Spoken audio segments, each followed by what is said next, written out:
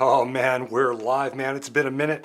Hey, Coach Greg Romero here, three-time Olympic coach, coming at you live from San Diego. Hope you guys are having a wonderful summer here. In North America, it's summer. Well, in the Northern Hemisphere, it's summer, right? In the South Hemisphere, it's the opposite. In fact, it's winter. Anyways, the World Championships is alive and well. We are done with the World Challenge Championship. And man, what a crazy week. And I wanted to go over a couple of different laps here with you and give you an analysis. Man, it's been a while since I've been live, so I'm a little bit nervous, but hey, forgive me. I got a new office, new computer, new everything, new cameras, and man, new set. Hope you guys are doing well.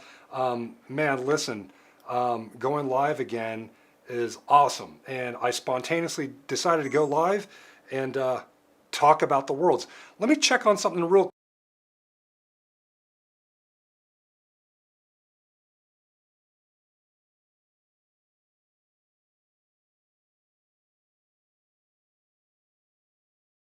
Battery exhausted.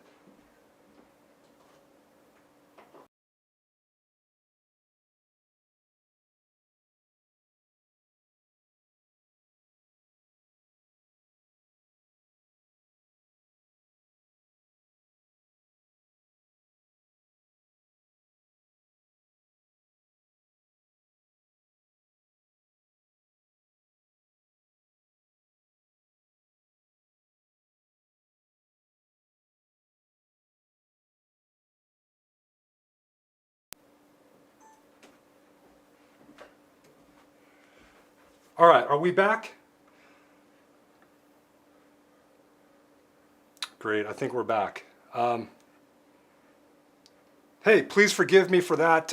Man, the battery just went out on my camera, and I thought I hardwired it for, again, you know, it's been a while since I've been live, so let's see what's going on. Thunder Midget says, hey, what's up, coach? He's missed me. Steve Gray says, hey, coach. JP says, hey, coach, good to see you, man. And Harry BMX 32 says, yes. Welcome back from Australia, he says. Man, listen, let's talk about the World Championships, shall we? Let's just get right into it. It's been a while since I've been live, and I wanted to test this thing out to where we can actually, let's see here. Let's try this. Boom.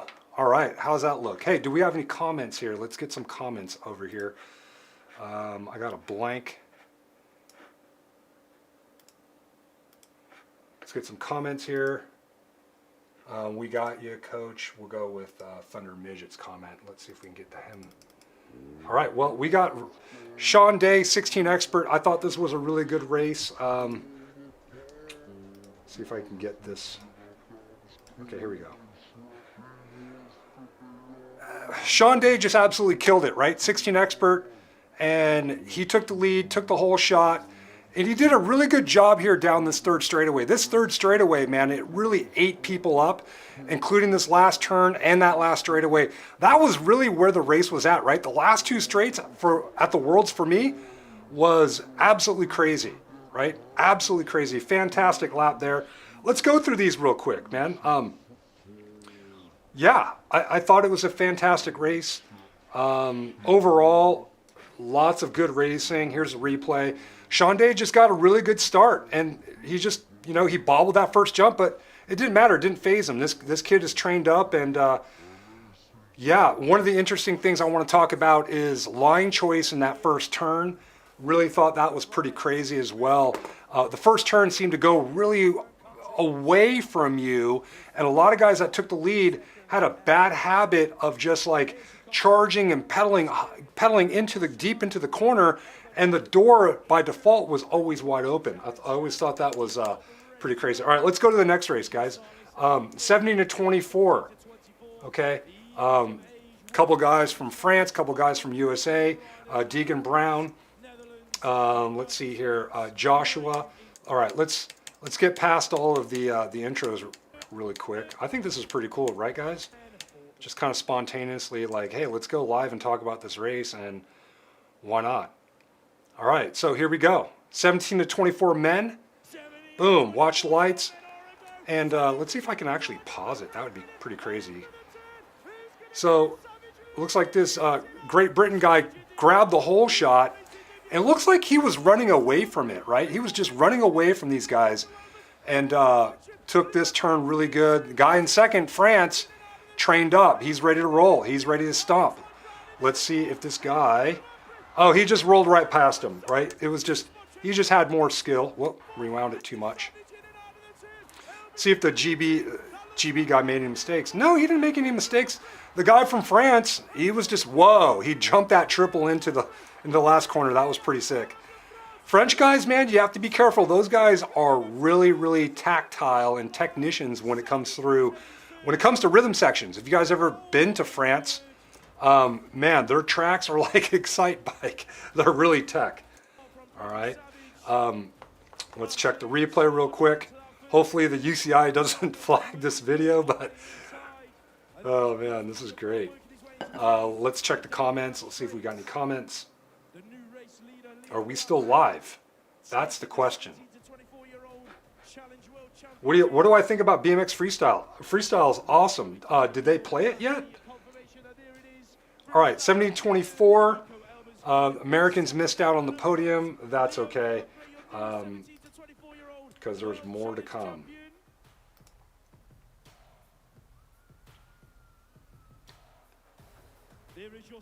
Lulu? Forgive me if I mispronounce your name. All right, 17 to 24 women. What do you guys say? Let's watch it. We're gonna watch each one of these, and then we can do a Q&A. And if you guys have any questions, you know, in regards to specific things that happen in this race, let's talk about it. You know, I'm happy to give you the lowdown. I've raced a lot of world championships. Did well at a couple, did terrible at a lot, made a lot of mistakes at the world championships, man. You know, it's just how it goes. All right, so here we go. Lou says, what do I think about freestyle? Freestyle's awesome. I'm so glad it's in the Olympics. It takes the pressure off of race, right? So we got a couple French girls, and yeah, look at that. So that was one thing I wanted to talk about, which was pretty crazy to me. See if I can pause it at the right spot here. See, all right, so we got the French girl rolling in, and then this girl here, forgive me, I don't know, that might be like Slovenia. I don't know which country that is right here. And I think this might be a girl from Latvia right here. But look how, like, you would totally assume that this girl in second is going to stay on the girl's wheel in first and basically be 1-2 out of the turn. But this turn, specifically at this track, there was so much opportunity on the inside. Like, it's an asphalt turn. Obviously, we didn't see anyone slide out white lining it going this fast. It was bizarre. It almost seemed like it catered to guys that were in third and fourth that can go a little bit slower and then just dive and white line it and come out and potentially, you know, we saw a couple guys out hole shotted that left the door open that were trying to drive their speed deep into the corner by pedaling in, but they kind of missed the apex, right? Like, you know, you needed to really just, you're almost better off kind of going slower. And look at that girl that was in second, now she's in third? Yeah, she's in third. So I thought that was quite interesting. Let's see how this French girl rounds out this lap. Let's do a quick review, guys. Any other, let's see. Darren Ross says, I want to try to qualify for the US team next year at Rock Hill. I'm 49, expert, and everyone says I'm stupid to try since my age class starts at 35. Yeah, right, 35 plus? Yeah, man, you know what? Darren, you and I are the same age. You know, I would say, you know, maybe 5 years ago. Listen, I'm not here to limit your beliefs, whether you're capable or not. You want to try it? Go for it.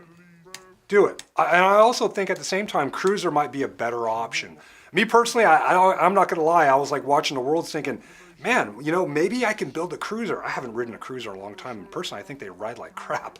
That's why I stopped racing cruiser when I turned pro. It's just like, man, all right, what do we got? 35 plus. Now, you know, Darren, one of the things I noticed with 35 plus, these guys are almost, if not just as fast as the Masters. So If you think that you can keep up with veteran pro here in America, then I say you might have a fighting chance. But if you can't, then yeah, you might be donating your money, right? But if you want to do it just to do it, hey, you know, then do it. But I would say cruiser might be a better option. All right, so 35 plus, let's just get straight into the gate drop, right? I don't want to be on here too long. This kid from Venezuela, he won last year. French guy in lane 2, he got second, obviously. So if I recall, the race is between these two guys. What's Thunder Midget have to say? Freestyle didn't have any coverage for some reason. Ah, that's too bad. Yeah, I don't know. All right, so focus is on lane 1 and 2. These are the heaters. 35 plus was really hard, you know. I'll tell you about my 35 plus experience here in a minute, Darren. Here in a minute, Darren, forgive me. All right, riders already watched the gate. Ooh, you know, let's rewind that. I think the French guy, he had the chance to shut down the kid from Venezuela. Let's go back to that. Let's go back to that. I think that's important. So, look, right here, boom. Venezuela, his front wheel's up. This guy in lane 2, he's got the jump on everybody, right? Can you guys even see my mouse? I'm like running my mouse. No, you can't see my mouse. So, guy in lane 2, what he needed to do was he just needed to get into the kitchen in lane 1, man. You know, he just needed to get over and commit to that. That would have been my goal. If I known that the former World Challenge champion is in lane 1 on lane 2, my goal is I'm getting out and I'm getting over. I'm not even thinking about it. Look, they really don't even have lanes. Well, they do have some fake lines assigned. But listen, you could get over to the very right side of that line and yet still get into the kitchen of this guy in lane 1.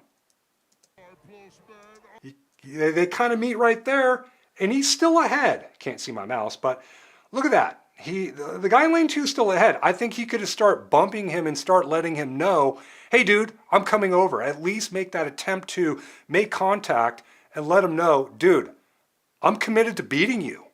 You got to let people know sometimes, man. You got to be all in and commit to that. God, I want to swear. So the French guy kind of bobbled the first jump a little bit, and that kind of slowed down his momentum. Boom, right there, he just bobbled it. All right, let's play it out, because I think this is a really good race. French guy was looking for the inside. He tried his best to white line it, wasn't available. And Venezuela, man, he just rolled out, man. These guys from South America, they come equipped, they come prepared, and they're in shape. They got track speed all day long. French guy had an opportunity. Oh, and he did. He got it. He got it. All right, let's replay that. Let's replay that because that's going to be the winning move. Oh, forgive me. All right, so let's watch this. Venezuela had at least 2 bike links. French guy went outside, and then he saw the opportunity and the element of surprise right there, right? So the guy from Venezuela, he blew it. He should have been at least another 2 or 3 feet over and say, hey, listen, I'm protecting the inside. The only opportunity you have is to go to the outside. Make him go to the outside. How's my audio? Can someone give me audio feedback? And so if he could show that the inside's covered, right, then you have a better chance. AKA the Barry Noble's Masters race. We'll get to that because that was one of my favorite races. We'll get to that. So remember this when we talk about the Masters final, okay? But this was a beautiful move, right? Like I got to give props where props is due. Nice move. Didn't take the guy out. Let the guy finish and get second, okay? Because he already knew he had it wrapped up. Fantastic race. All right, let's get to the next one. Fantastic race. All right, what do we got here? 15 girls. I watched all these races. I thought they were all pretty exciting. These guys, they love pointing and flexing at the camera. It's great. Audio is fine. Thank you very much. Perfect. Thank you, guys. Do you have any advice, Harry says. Okay, yeah. So Harry has a question. I'm going to the Australian National Championships in Shepparton, Victoria for 13-year-olds. Yeah, ask me more. What are you trying to achieve there? Is this a French girl or GB? This is GB. Woo! I like the way she took that first turn. She was aggressive. She was committed. Nice, man. This 15-year-old girl is looking pro, is she not? All eyes on her. There's no one else even in the picture. All right, well, we'll fast forward to that one. Great lap. Boom! Oh my God. Dude, did you see that? That was a celebration. Look, she just like flat bottomed that last one, clipped out, and just rolled in 1 foot out. Bam! And just put her hands up. Oh my God. How awesome was that? Look at that. Just pumped. All right, that was great. Thank you very much for the entertainment. The crowd goes wild. GB fans are excited. Oh, sorry, I didn't mean to do that. Harry, you want to make the final. Let me ask you something, Harry. What is it that you feel that you need or is preventing you from achieving the goal of making the final? Let's dissect that. I'll give you guys a real one-on-one on how I actually coach my clients about goals and doing a discovery with athletes that want to work with me. Freya Chalice. Forgive me if you're watching this and I mispronounce your name. 16 girls. What do we got? American Alexis Aiden. I think I need some reading glasses here. Let's see. We got a comment coming from Vasu from Bangkok, Thailand. He says, "Hello, coach. Greetings from Bangkok." Hey, greetings, man. Welcome to the live show, the spontaneous live show. I'm just testing out some new equipment. Got a new computer. And I watched the Worlds today. Okay, so, man, I'm getting distracted. What is this? 16 girls. Okay, let's stay on track here. Let's get to the gate drop. Man, I swear to God, I think someone's smoking next door, 2 doors down. All right, what do we got here? Netherlands. Colombia in lane 1. New Zealand in lane 3. Whoo, wow, that's tight racing right there. Got the American in second. Wow, Colombian, man, just looking really, really strong. Getting style. 15 girls. Is that right? This is 15 girls, right? Man, participate, man. You guys got to participate in the chat. I see you guys. Have a little fun here, going live again. You start going live. Boom. Okay. No comment other than the fact that this girl just straight smashed everybody, even with the disc brake. 16 girls, yeah. All right, 25-29. Here we go. No Americans in here, but man, you got a couple of French guys in lane 1, 2. Argentina, Latvian. You got 4 French dudes in the main. Netherlands lane 8. All right, so let's get straight to the gate. You guys liking this? Doing a quick review of the races. Riders ready, watch the gate. All right, what do we got? 2 French dudes in lanes 1, 2. Lane 2 got out, so did the guy from lane 6. And he's coming over. Wow, this guy's big. 25-29, correct? Did I get that correct? 24-29? 25-29. Nice. I like how this guy is like, he's jet hopping, he's pedaling the backside. Check this out. Jet hops this, lands, pedals backside. Very, very nice. Smooth backside through that corner, not bad. Got some heat coming in right behind him. Let's see what kind of line he takes going into the last turn. Yikes, yikes, yikes. Ooh, bad choice. Okay, so look, already. Hey, I'm taking the middle of the road.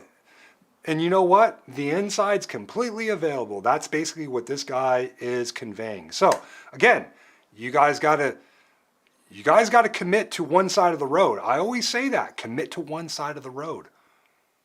I mean, heck, maybe even go to the left side and say, hey, everyone on the right it's open, and then drift back. I don't know, you probably don't want to do that. It's a waste of time, but you guys got to commit to the inside of the road, okay? And show everybody that's behind you that the inside is not available.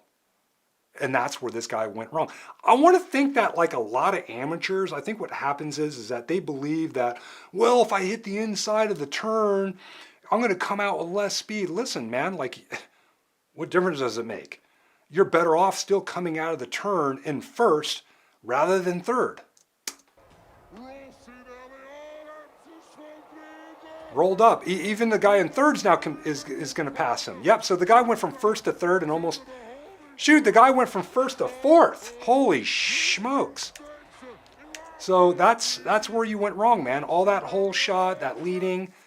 Oh my goodness. This guy, he's just way too wide. You guys can't see my cursor, but way too wide. I mean, he could fit a freaking car between these two guys. And he comes out with no speed. Maybe he got tired, but at least pick one side of the road and make people go around you. That's what my father always used to say. Make them go around you. What's Darren Ross talking about? I know I would get slaughtered, but I would love to wear the USA jersey and then frame it for my kids to see and say, I did it. Yeah, that you competed? You know, dude, go for it. The hardest part is going to be qualifying, right? That's going to be the hardest part. So the guy that won, one's like in a three-way tie for second. He stood pretty tough. Like if you were really tough in this first turn and you were aggressive, it paid off for you. That's what I saw. Right? Lots of patience. Boom. Put himself in a winning position. The race is always up front. Wow, okay, so the Latvia guy, let's see where the Latvia guy is in the first turn. Are you kidding me? The guy from Latvia is in like 5th place, 1, 2, 3. He's in 5th place coming into, wow, that's impressive, right?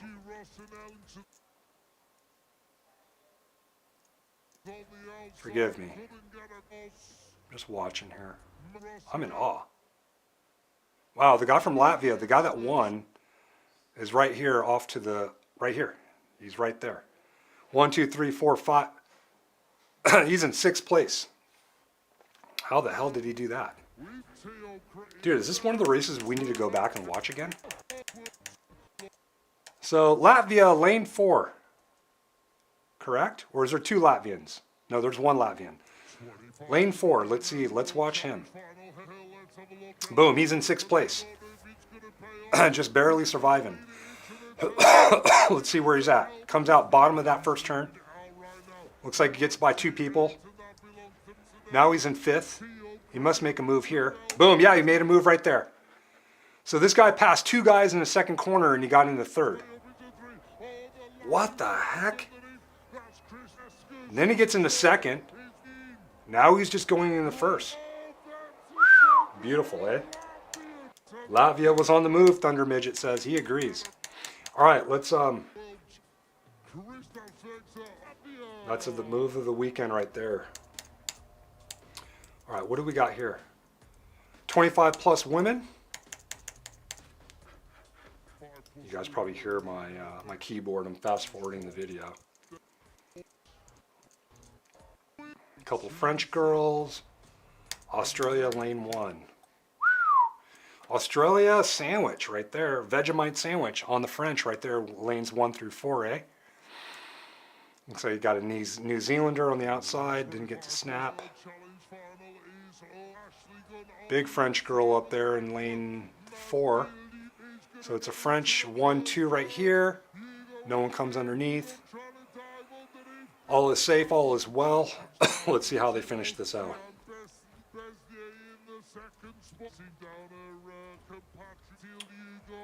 Took a very nice line through that second turn, kept their speed up.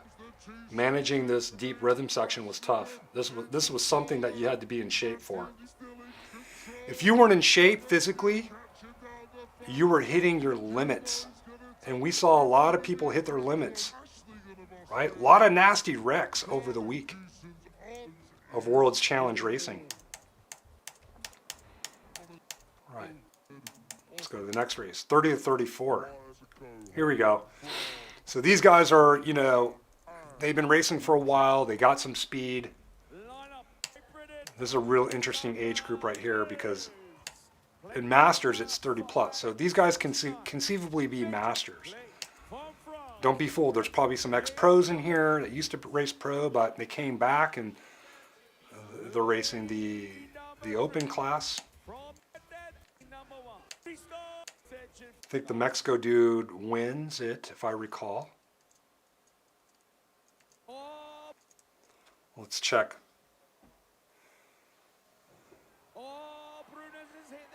Mexico dude got out late, but he stood tough. Very nice effort there. Look, he's probably, these two guys in the middle here, lanes 3 and 4, they're ahead. The guy in lane 3, I would like to see him start drifting over to the right immediately. Immediately. Get to lane 1. Now he kind of bobbled that first jump, so it didn't matter. The Mexico dude, he got a little lucky moving over, right? Like if you saw that, he moved over on this jump going over into the first turn. See that? He moves over. That's risky because, you know, this guy in second could easily, he was shopping for a move on the inside.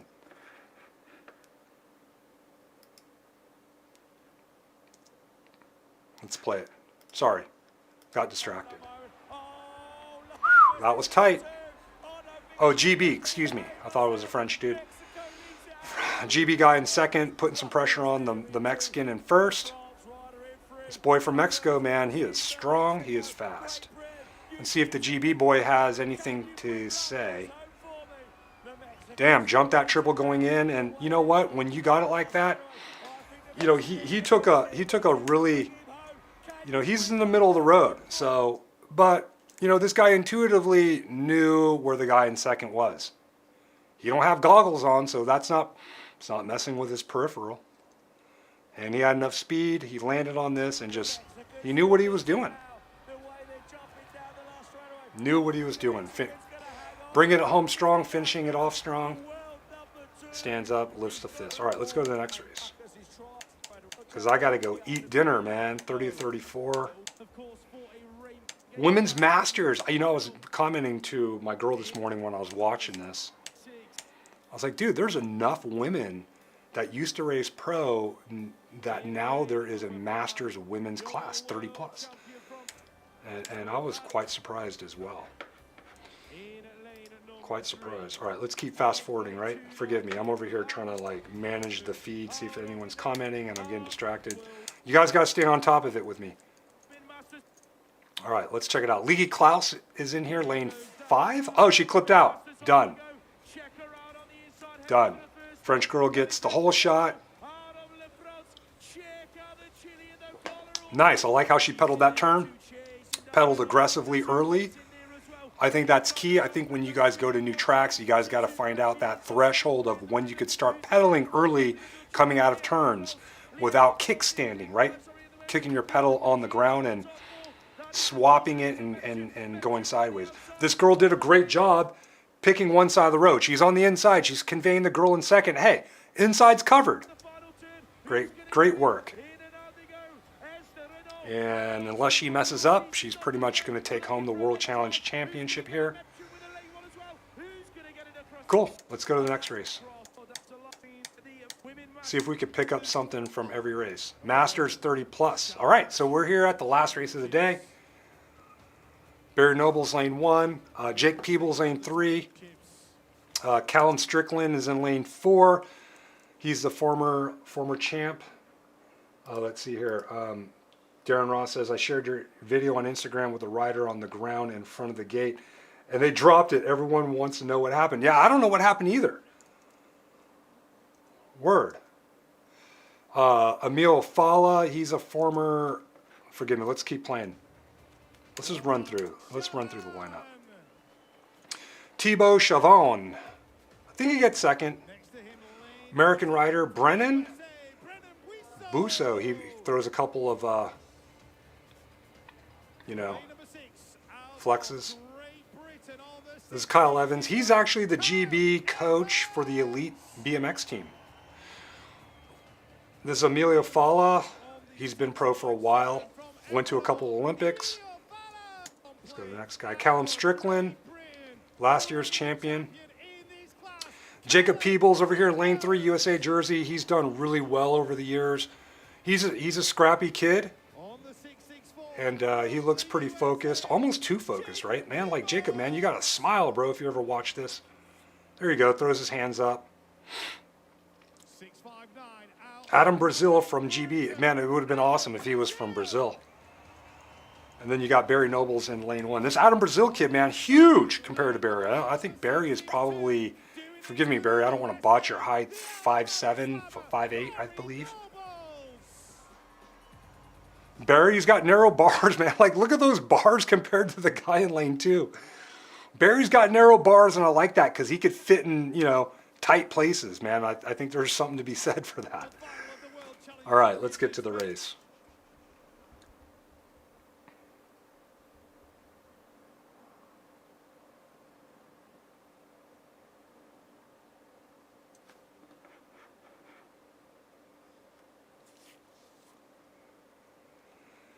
All right, should have fast forwarded, but if I fast forward it now. All right, here we go. Watch the gate. Bam.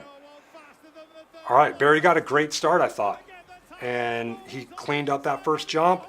Tight racing, man. This guy over here, listen, if if the straight was just a little bit longer, or if the, I mean, that was really tight racing right there. I'm just saying. You know, Barry didn't exactly have the whole shot just yet, right? He had to fight. I would say the guy on the outside here actually was ahead of Barry by a couple inches, but Barry earned that lane 1, right? You got to earn that position. And Barry did a good job here. Kind of pushed that kid out, and he was lucky no one came underneath. Barry double manualed that.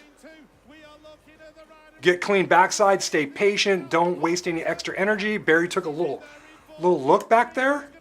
Takes a look right there, right? Watch. I'm going to pause it where he takes the look. Comes in, takes a pedal. Boom, takes a look. I'll play it again because I want to see if I can get the pause. Right there, he looked. All right, sees a guy. Okay, French guy is right there. He knows he's coming. So he knows he has company. So Barry, by default, puts on his veteran hat. There's company. The race isn't for second, the race is for the win. Getting second is not going to be good enough in this situation. So Barry's going to occupy the inside of this straight. Does a great job, does what he needs to do, and heck, this other guy pulls up and he's feeling that. What does Barry do? Dude, one of the most brilliant moves, underrated, very subtle move by Barry Nobles, very veteran, very master type action right there. He moved over on him a little bit, got close to him, and then Barry has the choice when he can go ahead and turn away from him. And when he turns away from him, he opens up a gap. The guy in second, when he's getting pushed and squeezed over to the left, now he can't turn until Barry turns. And when Barry turns, he makes a quick move. It's very subtle, but he makes a quick move, and he opens up a gap. Excuse me, opens up a gap, and this was probably one of my favorite moves of the day, honestly. Races to the line. That guy from France, he was rolling. And Barry did his homework. I mean, Barry has a 1 bike length, if not 2 bike length lead here, coming through. But that little look coming out of the second turn, knowing, okay, doing a quick inventory check. Hey, who's behind me? Oh, the kid from France. The kid that got second last year. Dude is fast. If Barry did his homework, he knew the capability of what this French guy could do. And that's the thing. When you get to this level, you got to know who you're racing, right? That's more than half the battle. You got to know people's tendencies. And at the Worlds, it's tough because especially in the younger classes, you're showing up, you don't know anybody, right? Even when I raced Worlds as a pro, you're going to laugh, but a lot of guys weren't always racing in America. There would be guys from Australia that were super strong and super fast. Guys from Europe that would just ride crazy and dive everywhere. And I had no idea who I was racing. So more times than not, I failed because I just wasn't prepared. I didn't know the competition well. But Barry did his homework here. And I'm very proud of Barry. Because this move right here, wait. Listen, he could have went to the inside, right? And just, I'm going to protect the inside because, you know, my dad told me to protect the inside. No, in this case, this is called riding with your head and not with your legs, right? At this level, you do have to ride with your head and not with your legs. We're going to presuppose that your legs are strong and you're physically ready and you're capable of getting the whole shot and capable of getting through the track with unconscious competence, with mastery. Right? We're going to presuppose that you're going to show up to the Worlds and ensure that you could get through 8 laps and making sure that you're finishing strong on the last lap. That's the key with the World Championships. You guys got to be super prepared, right? And at that point, you're racing with your head, not with your legs. And I think a lot of people made a mistake by over-preparing physically. And when push came to shove, when traffic or a company showed up down the last straight, we saw a couple nasty wrecks. This was a brilliant move by Barry. And see that? He opened up a gap because this guy was right next to him, right? Boom, right next to him, dictating the race, makes a quick turn, starts to pedal early. Boom, opens up another 2 bike length lead. And this guy in second's coming. Barry knows it. The guy in second's probably faster and Barry probably knows it, but it doesn't matter because Barry's racing with his head. And that's what matters. It's not always the strongest guy that wins, guys. It's the smartest guy. So, well, there you have it, guys. That was the World Championships. And, I mean, I can probably go through other classes, but that's all I got, man. I gotta go eat. Let's see here. What other comments we got? That's the World Championships, guys. What comments do we have? Do we have any questions? Let's set you up, guys, with a couple questions. And let's see if I could add an extra screen here for screen capture, media files, backgrounds, overlays. Here we go. Social media. Let's do this one.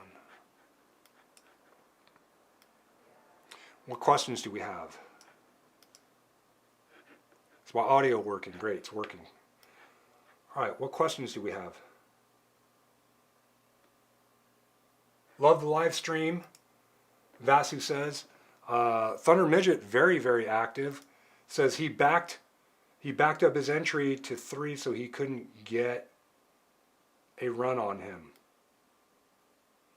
Yeah, exactly. Yeah, he he let the throttle off, right? A little bit going into that turn, and that way he can get close to him, right? Because that's the thing. When it comes to passing, sometimes, you know, you want to get close to your opponent, right? You want to get close to your opponent, all right? And that's the key. But if this guy can kind of contain him and get close, then you can manipulate where he can go or where he can't go.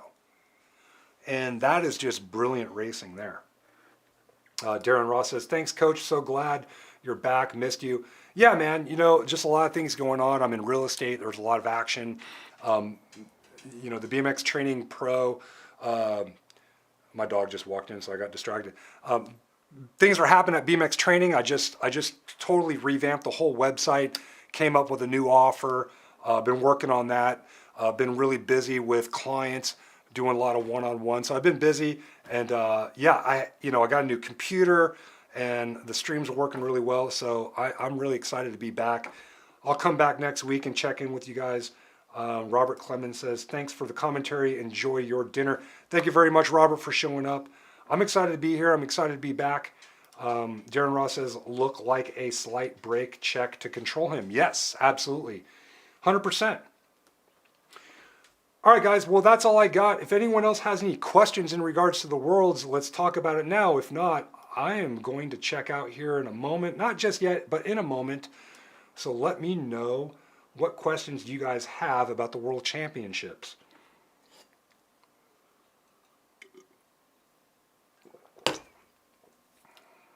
Anything, anything, anything.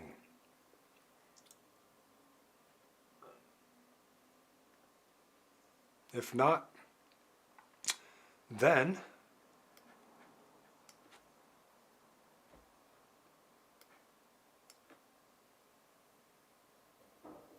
well, guys, looks like you guys are flat. I'm getting tired myself.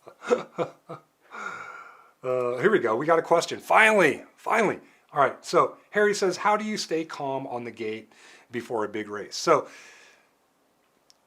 if you're asking me how to stay calm at the gate, I'm going to presuppose that you're either experiencing some kind of uncertainty, over anxiousness, maybe too much excitement. And I think one of the things that's most common with people is that they're feeling anxious and they're not sure if that's a good thing or a bad thing. And one of the things I have to remind everybody is that anxiousness or nervousness is the same physiology as excitement. So once you understand that, then you're like, oh, okay, well, this is good. That just means my body's telling me that I'm ready to go, that I'm ready to race, that you're ready to go into battle. And truly, in a brain that's millions, hundreds of millions of years old, we're trained to look for things that are a threat. Things that are a threat. And so when you get into the gate, it sounds silly because no one's threatening you. No one's coming at you with a sword, and there's not a dinosaur that's going to stomp on you. Listen, it's just BMX. You're just getting into the gate, and you're just going to get the best snap as possible. And more than likely, you're going to grab the whole shot, move over on people, and win the race. Right? It's really simple sometimes. Sometimes we just need to simplify it and not overcomplicate it. So, what are some things that you can do to stay calm? Well, you need to recall a time when you were actually calm. Have you ever been calm in a race? So the key is you want to go back in time, or maybe even at a time in the future where you can imagine yourself and picture yourself and visualize yourself being calm. And I think that's going to be key, because if you could go back to that time where you were calm and extract what are some of the things that you're thinking and what are some of the things that you're feeling during that experience, then what you want to do is you want to take those feelings, you want to take those thoughts and trigger those before you get back into the gate, okay? And then you want to practice triggering those things that allow you to be calm, okay, every time before you do sprints, before you do gate start practice, and before each lap when you race, okay? It's called anchoring. So look that up. You want to anchor those feelings that you had that were resourceful and are useful in an effort for you to race in your ideal performance mind state. Very good question. Thank you very much. Darren, I don't know, man. Darren's asking me like administrative questions. How much is jerseys and entries to race Worlds? It's expensive. Right? Look, I think more or less the time is the thing that's more expensive. Like when I think of myself, okay, yeah, I'm 49. I'm going to be 50 years old next year. I'm pouring a glass of water. Trust me, it's not vodka.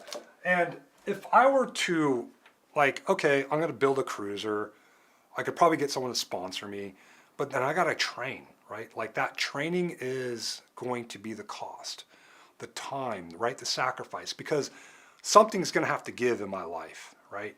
I'm just giving you an example, like if I were to do it, so it makes sense. But like if you got kids, you got family, you got a household to take care of.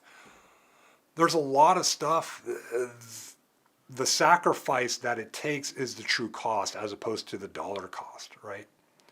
It could be exponential. So listen, I'm not trying to scare you. I'm just telling you, like, The real cost is time. It's your commitment. It's being able to go all in. Because it sounds like, oh, well, what's it going to cost? Because, well, again, I'm mind reading because I'm reading words. So it's almost like I'm trying to like give you thoughts by going through social media comments, right? And that's not fair because I don't know the tone. I don't know the context. If you're just asking me, hey, how much is it going to cost? You know, because maybe one, hey, you know, that might be a deterrent from you going all in. Or maybe you're just having a conversation, or maybe you just need to hear it that that's not the true cost. The fact of the matter is, listen, if you're going to do it, go all in. One of the quotes that I've been telling myself for a while now is to burn the ships. Okay, I want to make a video on this, in fact, but there's a story of what's his name? Hernan Cortez, I believe, I might botch the year, but Hernan Cortez, back in 1519, decided to go to the area of Mexico and try to conquer this area of millions of people, okay? And he believed that there was a bunch of treasure there, lots of gold, coins, and all this valuable and wealthy stuff. He shows up with several ships. I believe he brought an army of anywhere from 400 to 600 people in 4 or 5 boats. And what happened was when they landed, when they got to land, he decided to burn the ships, right? He burned the boats, made his army commit. Like, listen, if you guys want to get back, we're going to use their boats. In other words, we're all in. Because if you guys don't win, you're going to die. Okay? So when it comes to the World Championships, and I've raced quite a few, you guys want to go all in. You guys want to burn the boats. You guys got to burn your boats. In BMX racing, when you guys get on the gate, you're all in. Because if it's just 1 foot in to kind of see how I do and tip your toe in the water, you're going to get snapped. You're going to get broke off. You might get humiliated depending on how you view yourself getting humiliated, because no one really cares, to be honest with you. Okay? And I'm just saying the facts, right? If I were to race next year, 50 plus, and maybe I make the main and get 4th, no one's going to care. No one's going to care but me. We do it for ourselves first. But listen, you want to go all in, right? And I understand that you're trying to do research, right? Like, how much is it going to cost? You know, how much training do I need? What class should I race? Do I have the right bike? Do I have the right equipment? Right? Am I physically prepared? Am I emotionally prepared? Am I mentally prepared? Is my family on board? Does my work have my back? What happens if I get hurt? Okay, there's a lot of fear there. Listen, I'm not trying to infect your brain with fear here, man. Listen, I'm just saying, if you're going to do it, then you go all in. And I would say, I'm not trying to get on your case here, Darren, but listen, I think that's one of the problems here in BMX. And listen, I'm guilty of it. My hand's raised up. I'm guilty of it. I've done BMX 1 foot in. I've gone into main events like, oh my gosh, I'm not sure. I'm not sure. Do I have any regrets? No, I just learned that, listen, I got to go all in. That's where I do best. And I think most of these people, you know, all these guys that won, they went all in, right? Win, lose, or draw, they're all in. And I think that's the key here in BMX, because BMX is dangerous. It will eat you up and spit you out. Watching the World Championships, man, a track like that, and I know they're probably going to rebuild the Rock Hill track and make it technical. Either way, you got to go all in. You got to be prepared, because these tracks are hard. Not only are you racing at this level, it's going to push you to your limit. It's going to push your limit. It's going to push you to the limit of uncertainty. It's going to push you to your limit of fear mentally, right? It's going to push you to a point where you're going to have to tap into courage emotionally, and sure as hell is going to tap into your physical body. It's going to tap that limit. And so you got to go all in, guys, physically, emotionally, mentally. That's BMX. That's the only way to stay safe, right? Like, the best defense is to play offense, right? Go for it. Be on your toes, not on your heels, right? It's kind of like the corny saying, the only way to stay safe is to be dangerous, right? The only way to stay safe is to be dangerous. So in BMX, listen, man, like, you guys got to prepare yourself to be the most dangerous guy on the gate, down the first straight, in the corners, through the rhythm section, down that last straight, and repeat it, right? BMX is like, it's like boxing, man. It's like MMA. You guys are getting into a ring. This is no freaking joke. At this world championship level, right? I mean, if we're talking about local racing, listen, I could talk about local racing and dance around that and just be like, hey, let's have a great time. But we're talking about the worlds, all right? We're talking about stuff is on the line. Shit is on the line, guys, at worlds. Your money, your time, your physical well-being.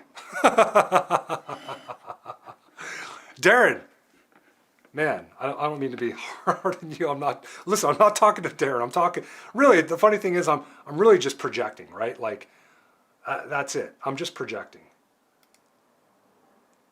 Because I know how hard it can be. Let's see what Vasu has to say. Would love one day to take him to the States to train with you, Coach. Thank you for all the amazing knowledge over the years. You're welcome. Thank you very much for showing up. Dwayne says, over your career, where has been your favorite track or country to race at? Ooh, that's a good one. We'll get to that one here in a second. I just want to make sure I touch on all these questions. Hello, Coach. I find that I'm having the hardest time controlling the bike in the air over simple jumps, small doubles. I'm afraid to catch air as I can't control the direction flow once in the air. Okay, I like this question. Let's go to this one, and then we'll go back to what my favorite track is and what country I like racing. I have a lot of favorites, but okay, so hardest time controlling the air. I deal with a lot of riders that have fear of crashing, and listen, I think that's a limiting belief that you have a hard time controlling the direction. Okay, unless you have like a bad habit. Like in golf, there's a couple of people that they get this thing called the yips where they just can't hit the ball straight anymore for the life of them, right? And so that doesn't mean that they're not capable of hitting it straight. So I'm going to presuppose that if you believe that you can't control the bike, there has to have been a time where you could have controlled the bike. So you need to go back in time, go back to that specific time when you were able to control the bike, right? And access that mental state, because the mental state is going to dictate how you're riding the bike. Now, one of the things that a lot of riders that have a hard time jumping and having fear, and they're kind of like not all in with their jumping and they kind of do it half-ass, is that there's some kind of fear program that gets launched in their unconscious mind, and it's in an effort to save them. It's in an effort to keep them safe, because they believe that they hit this jump that they're going to potentially crash. So you need to get to a place where you need to visualize what it's like jumping over the jump smooth. Okay, I made an Instagram video. If you guys go at BMX Coach or at BMX Training, I made a video about jumping smooth, right? You want to think about jumping smooth and landing, whatever it is for you, right? Whatever jumping means to you. For me, jumping means I want to be fast, low, and powerful, right? Smooth is not even, I'm going to be smooth. I mean, I'm a pro, right? But in your case, you want to think about being smooth and successful, right? And so you want to think about getting to the backside. It's kind of like if you ever played basketball and shot the ball towards the hoop and try to get it into the hoop, you want to aim not at the front of the rim, but to the back of the rim, right? Like, let's say this is the rim. You want to aim back here, not at the front. And I think that's one of the problems people have in jumping is that they aim at the wrong part of the jump. They aim to endo, and you just need to aim past the landing. And it's hard because it's a visualization technique when we jump. We're jumping up in the air and we're having faith that, hey, the landing's on the other side of that lip that I can't see. So start off by visualizing success and smoothness and do that over a tabletop. Heck, I even have beginners go over a roller, like let's say there's a double with 2 rollers. I just go really slow, like, I don't know, 5 miles an hour, and I just jump up and down, kind of like a spine and freestyle, but do it over a double, if that makes sense. I'm sorry, over a roller on a double. Jump up, land smooth. Jump up and land smooth. Start there, right? Like you got to start at the fundamentals, at a fundamental level of just getting the visualization down and getting that sensation of landing smooth and successful. Because that's, if you do that, you clean that up, you clean up the emotional mental part and get the visualization of success, you're going to get through the air no problem. Oh, going back to the worlds. Spell check messed up the word amateurs. Who, me? Oh, yeah, no worries. Dawson O'Gorman says, what USA amateurs impressed you the most? Sean Day, Deegan Brown. Yeah, I agree with you. I didn't see a whole lot of Americans in any of the finals today, not like the days before. And I don't know if that's because of number one, participation, or people just had a hard time moving through the qualifying rounds. I'd like to talk about Barry because I think his race was really impressive. There was an actual World Championship rainbow medal and jersey on the line, and he grabbed lane 1, and he handled his business, and like a pro, right? Like coming out of that second turn, he was in the lead. He did a quick check, inventory check. Hey, who's giving me company? The French guy, he's fucking fast. And he committed to the inside, waited for Dew to pop up, just rode a really, really smart, impressive race. I mean, it's always impressive when someone like Sean Day grabs a whole shot and takes off and wins hands down. Don't get me wrong. That is fucking awesome, right? That is fucking awesome. Forgive me for swearing, but man, I'm getting excited, man. When I'm racing, man, I'm a different person. I'm not trying to be nice, like on the internet. Let's go back to the last question here.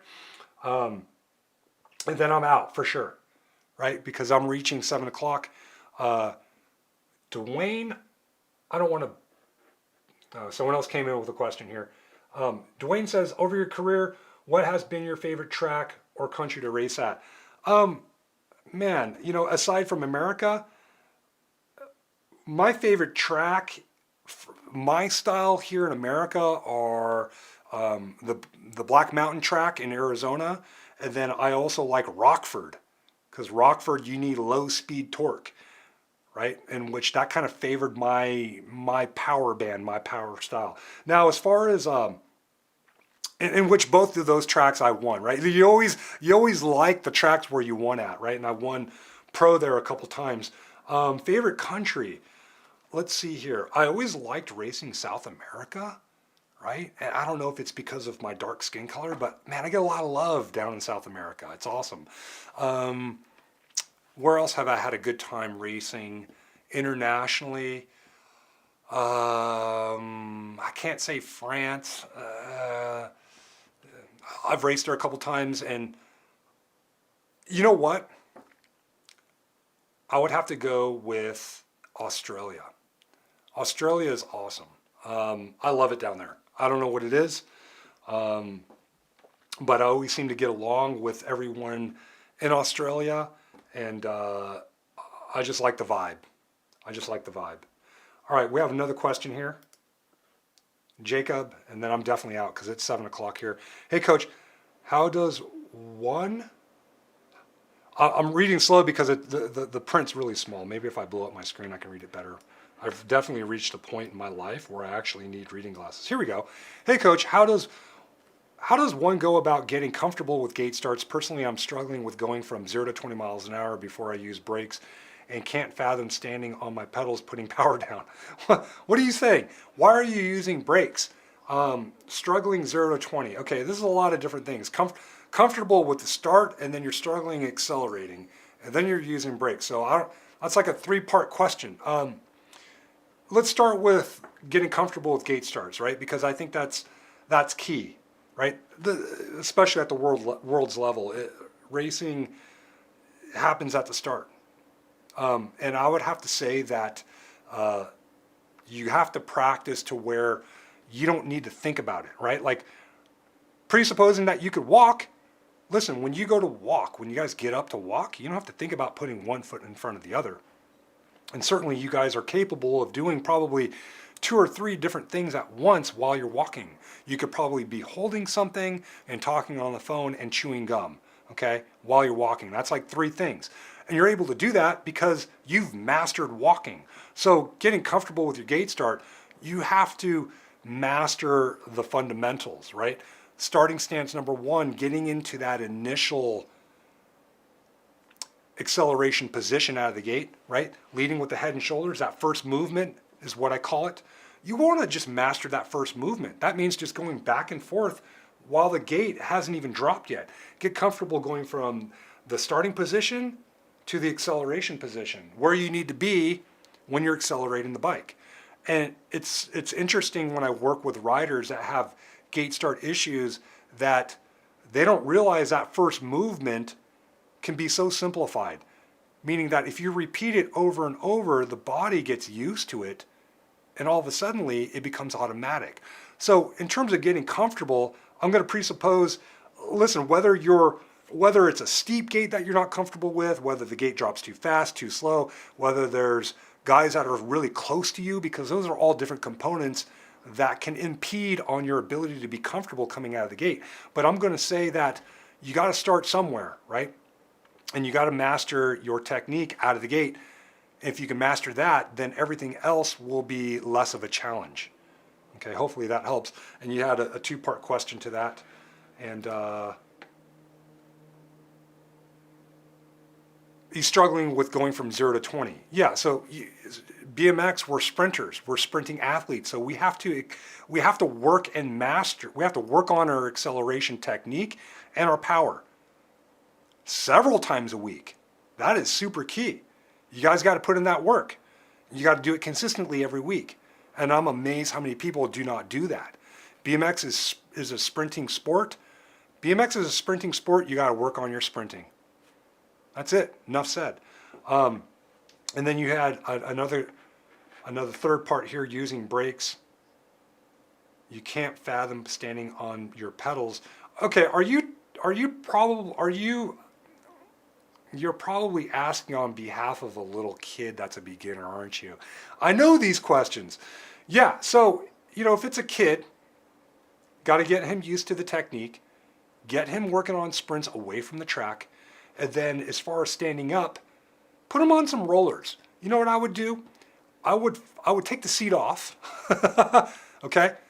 Do this in a bicycle-friendly area, but I usually don't give advice like this, but this is the first thing that popped up in my head. If I had a kid that had a hard time standing up, I'd take the seat off, and I would send him on a slight downhill and get him to pedal nonstop for a short distance, okay? It doesn't have to be several 100 meters. We're only talking like maybe, 50 meters or whatever, 80 yards, okay? And force him to stand up. And if he's choppy, hey, he's choppy, no big deal. But you want to get him to where if you're going downhill, he can keep up with the resistance of the speed of the bike going downhill, okay? Hopefully that makes sense. If he's struggling even more with that, then I would just simply bump the gear up. Why not? I mean, why? But then again, you bump the gear up, he's going to have a hard time accelerating, right? So listen, you have to train the body either way. So train the technique of the starts, work on those flat ground accelerations, and then work on his leg speed going downhill. Take the seat off.